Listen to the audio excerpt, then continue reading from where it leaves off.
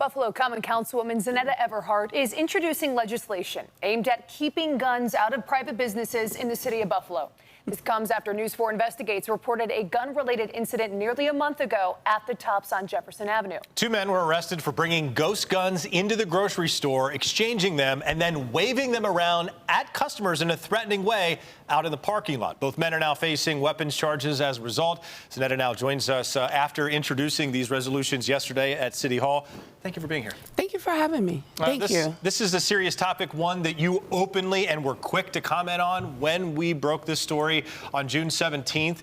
How has it been? You were emotional then for such good reason because your son was there on 5/14. He was there again when this allegedly occurred. And your reaction was appropriate. How has it been since then? You know what? For me, it really is about the community, right? I understand, I am an elected leader. I'm a community member. I understand, police officers and, commissioners and chiefs aren't going to call me every time there's a gun call or there's a, an issue with the gun, even though I do stay in regular communication with the chiefs, right, about shootings and things like that.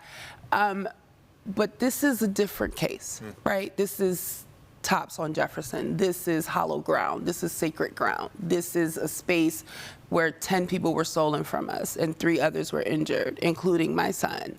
And so to hear that there were 2 people in this store with guns on the same day that my son was there, again, as a mother, it just...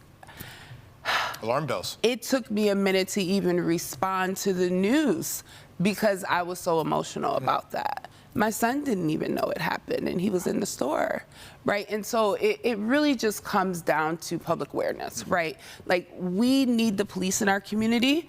We need them, right? And that's it. But we also need them to communicate, right? It's very simple, right? It's not rocket science. We just need them to communicate when things like this are happening in our neighborhoods.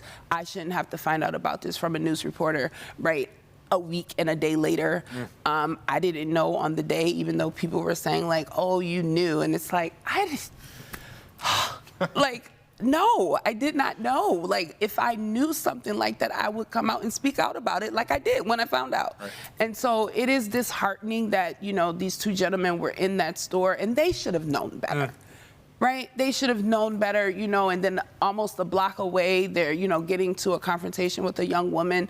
It's like what our country, our world, our cities, our states are just, to me, in mayhem with these guns. And it's just too much. And people need to understand that we're all humans and we need to be here protecting each other. Zanetta, whatever the topic is, you're always going to find a way to bring in education, right? So let's talk a little bit about this first resolution. You're looking for state guidance to help educate business owners. Talk a little bit about what you're calling. Yeah, so a few years ago, our state legislature introduced legislation to ban guns from specifically grocery stores, right? But that law, it did pass through the New York State legislature, but it was struck down by the courts, right? And so, but with that, yes, it is technically legal to bring a gun onto the grounds of a business or grocery store. However, if a business does not want guns in their store, on their property, they can post that. They can post something in their parking lot, in the windows of the store, inside of the store, to let people know that their guns are not welcome there. These are safety-free gun zones, right? And they have the right to do that. And that also helps the police, right? Because if there is nothing saying they can't bring a gun there, they can't charge you for it, for bringing a gun there. And so we need more businesses to get on board with that and post signs in your parking lots and in your windows saying you don't want guns on your property. And it's just that simple. And you are covered by the law. The other part of this resolution is asking for Buffalo Police Commissioner Alfonso Wright to come before council and talk about this case. You may have answered this a little bit before, saying you want better communication. Yeah. What do you hope to hear from the commissioner if and when he comes in? Absolutely. And the second resolution actually was introduced by my colleague, Councilman Wyatt. And so I do want to definitely give him his kudos and, thank him for his leadership in that way, asking for the commissioner and Buffalo Police to come in and address the council, because it people have to understand that when things like this happen, they don't call the police and complain about it. They don't even call the mayor's office and complain about it. They call the council members, right? And so they call us when these things happen. And so we need them to understand that they are our partner. And so we need the public to hear from them. The public should be able to hear from them about, response time and why they didn't, notify the public and things like that, because we can't tell the public why the police didn't respond because we didn't even know, right? And so that's really all it is. We want to make sure that the lines of communication remain open.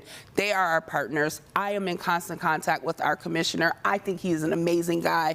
The police chief that covered the Maston district, C district, and E district, they are amazing. I'm always talking to them, right? And they're always doing amazing things in the neighborhood with residents and our youth. And so I just want to keep that going, right? Especially when we're talking about something like the Tops on Jefferson. Very quickly before we let you go, Zanetta, is there a timeline for that first resolution? What's next? Yeah, so both of those resolutions will be talked about next week in the Police Oversight Committee meeting. That time, is that a Tuesday meeting? Yes. Sorry, Tuesday yes, in the afternoon? Yes, it's either Tuesday or Wednesday, but yes. Wednesday. Yeah. Okay. Excellent. Next week. Excellent. Zanetta, thank you so much for being here. you. We appreciate it. You're very welcome. Thank you for having me.